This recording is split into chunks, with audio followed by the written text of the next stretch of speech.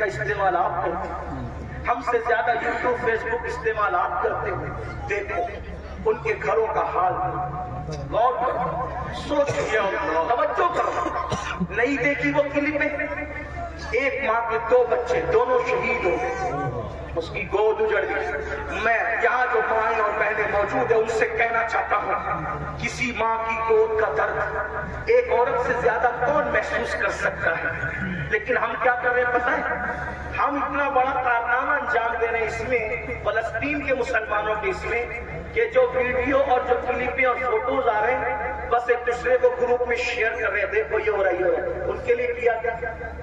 ان کے دکھ میں کہاں شریک ہو تم؟ بتاؤ. اللہ کے رسول صلی اللہ علیہ وسلم نے فرمایا مومن ایک جسم کی طرح ہوتا ہے. جسم کے کسی بھی حصے کو تکلیف پہنچے پورا جسم تڑپے گا. آنکھ میں اگر کچرا چلا جائے آنکھ روئے گی، دماغ مشورہ دے گا، ہاتھ حرکت کرے گا، پلان بنے گا، کچرا نکالا جائے گا. کوئی یہ کہے گا کہ نہیں، ہاتھ یہ نہیں کہے گا کہ مجھے تکلیف نہیں ہے میں کچھ نہیں کروں گا. دماغ کہے گا کہ مجھے کوئی پرابلم نہیں ہے میں کچھ نہیں کروں گا، مجھے کیا، میں ٹائم نہیں. جب تک جسم میں جان ہے کوئی تک لو، پیر درد کر رہا ہے، آنکھ رو رہی ہے، دل دھڑک رہا ہے، حالانکہ آنکھ اور پیر میں کتنا فاصلہ ہے، ہاتھ میں چین ہو رہا ہے، دل کی دھڑکنیں تیز ہو رہی ہے. کب تک؟ جب تک جسم میں جان ہے. لیکن جان نکل گئی پھر اس کو مارو کاٹو کچھ بھی کرو، کوئی تکلیف ہوگی، کوئی درد ہوگا؟ نہیں ہوگا.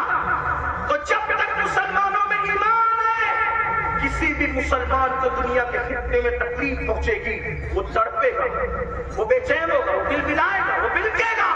آپ سے پوچھتا ہوں کیا دکھ میں شریک ہوئے؟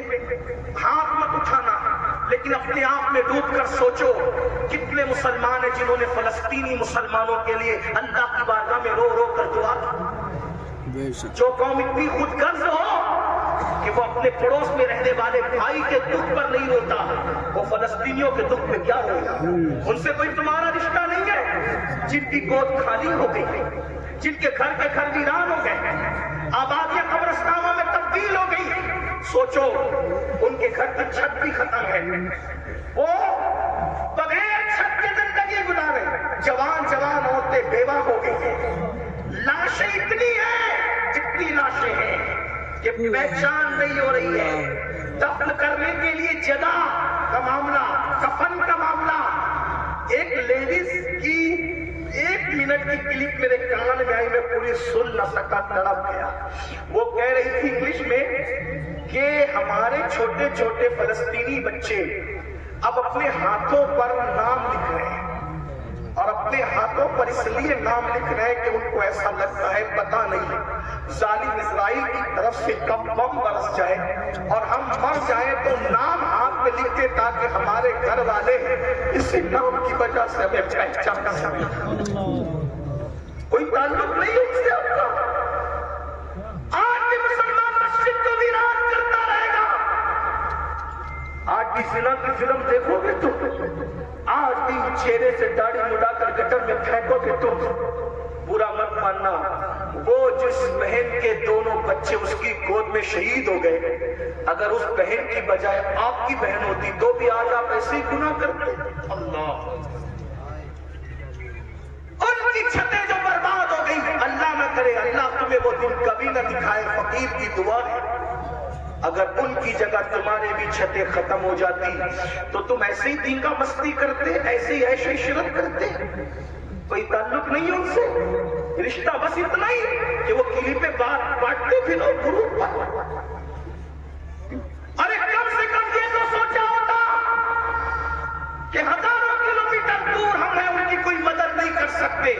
میں تو پورے ہندوستان میں لوگوں کو، نوجوانوں کو کہہ رہا ہوں جنگ فلسطین میں ہو رہی ہے، اس جنگ کو لے کر ہندوستان کا ماحول خراب کرنے کی کوئی کوشش نہ کرے. اپنے ملک میں امن رکھو، روڈ پہ نکل کر غلط نعرہ نہیں لگانا، حالات خراب نہیں ہونا چاہیے. کیا مدد کر سکتے ہو؟ آسان طریقہ، 1450 سال پہلے رسول اللہ نے ہتھیار دیا. الدعاء سلاح المومن، دعا مومن کا ہتھیار ہے. روڈ پہ نکلنے کی بجائے 5 وقت مسجد کو بھر دو اور ہر مسلمان گر گرا کر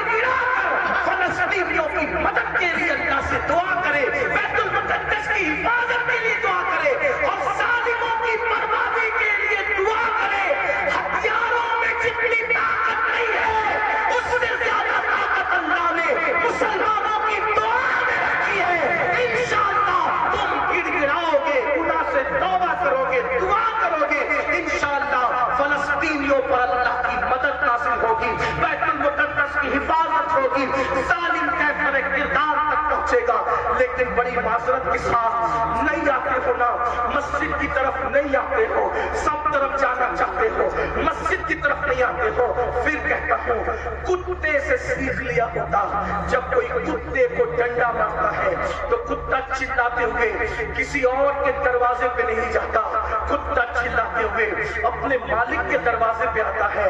کتے کو پتا ہے کوئی مار رہا ہے، اگر مار سے مجھے کوئی بچا سکتا ہے تو میرا مالک ہی بچا سکتا ہے۔ مسلمانوں، دنیا تمہیں اتنا پیٹ رہی ہے، دنیا تمہیں اتنا لوٹ رہی ہے، کتا پیٹنے کے بعد مالک کی چوکھٹ پہ آ جاتا ہے، تم انسان ہو کر کب آؤ گے مالک کے دروازے پر؟